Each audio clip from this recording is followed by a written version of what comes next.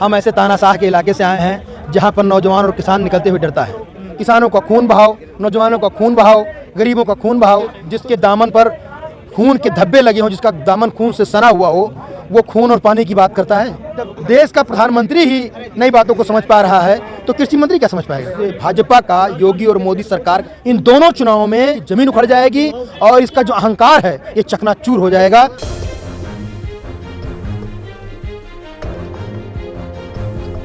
तो हम गाजीपुर में मौजूद हैं, हमारे साथ कुछ इस आंदोलन को समर्थन देने के लिए आए हुए हैं। जानते हैं इनका क्या कुछ कहना है। सर, क्या नाम है आपका? मेरा नाम डॉक्टर नादिर सलाम है। कहाँ से हैं आप?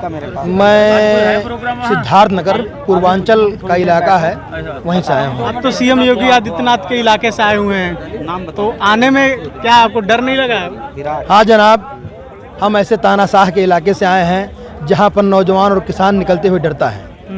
लेकिन अब इस आंदोलन का इतना व्यापक रूप हो चुका है कि अब कोई बड़े से बड़ा तानाशाह बांध के इसको नहीं रोक सकता है, डरा के इसको नहीं रोक सकता है। लोगों ने ये सोच लिया है कि अब हमको इस आंदोलन का हिस्सा बनना है, चाहे हमारे साथ कुछ भी हो जाए।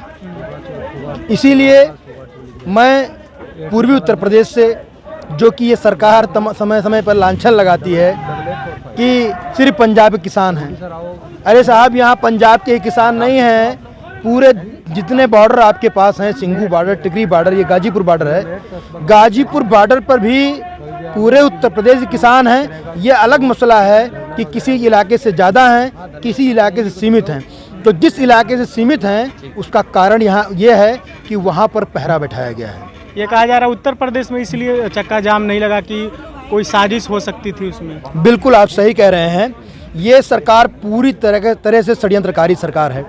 जैसा कि 26 जनवरी का हादसा आपने देखा ही है और पूरी दुनिया ने देखा, पूरी दुनिया ने इसके लिए थू थू किया कि कोई ऐसी सरकार हो सकती है कि जो अपने किसानों के लिए इतनी बड़ी षड्यंत्र बिछा दे, उनको बदनाम करने के लिए। पूरी दुनिया में इस सरकार की बदनामी इतनी हो चुकी है, लेकिन इसने अपने कानों में रुई ठूंस लिया है, उसको कोई फ़र्क नहीं पड़ रहा है, ये आप जान लीजिए। कृषि मंत्री कहते हैं कि जो पहले की सरकार थी वो खून की खेती करती थी, हम ऐसा नहीं कर रहे हैं, क्या कहेंगे? लेकिन मर तो किसान रहा है साहब। जिसके दामन पर खून के धब्बे लगे हों, जिसका दामन खून से सना हुआ हो, वो खून और पानी की बात करता है।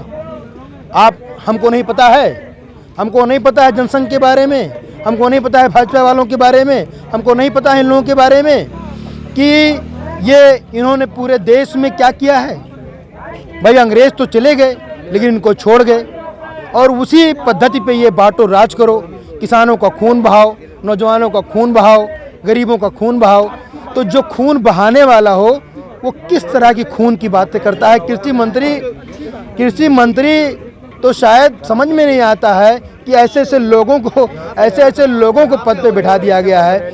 लेकिन साहब क्या किया जाए, जब देश का प्रधानमंत्री ही नई बातों को समझ पा रहा है तो कृषि मंत्री क्या समझ पाएगा। बिल्कुल। अंत में एक सवाल, 2022 में चुनाव उत्तर प्रदेश में और ये धरना प्रदर्शन काफ़ी लंबा चलने वाला है, हो सकता है कि चुनाव तक भी चले, तो क्या चुनाव के क्या असर दिखने को मिलेगा? जिस तरीके से चुनाव का असर ये है कि ये सरकार अब की बार पूरी तरीके से इस भाजपा का, योगी और मोदी सरकार 2022 भी देखेंगे आप, 2024 भी देखेंगे, यानी कि उत्तर प्रदेश का विधानसभा और 2024 में लोकसभा, इन दोनों चुनावों में इस सरकार की जमीन उखड़ जाएगी और इसका जो अहंकार है ये चकनाचूर हो जाएगा, ये आप यकीन मान लीजिए। चलिए, बहुत बहुत शुक्रिया। आपने सुना सिद्धार्थ नगर से आए हैं, सीएम योगी आदित्यनाथ के गोरखपुर के पास सिद्धार्थ नगर पड़ता है।